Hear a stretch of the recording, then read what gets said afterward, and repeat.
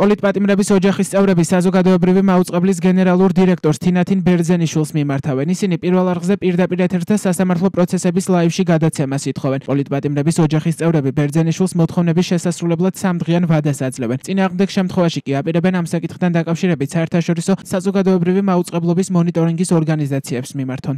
Ვითხოვთ პრაიმ ტაიმში ცოცხალი ეთერის გამოყოფას, რათა საზოგადოებას, ასევე ჩვენ პატიმრების ოჯახებს მოგვეცეს შესაძლებლობა უშუალოდ მივაწოდოთ ინფორმაცია სინდისის პატიმრების მდგომარეობასა და მათ ირგვლივ განვითარებულ მოვლენებზე.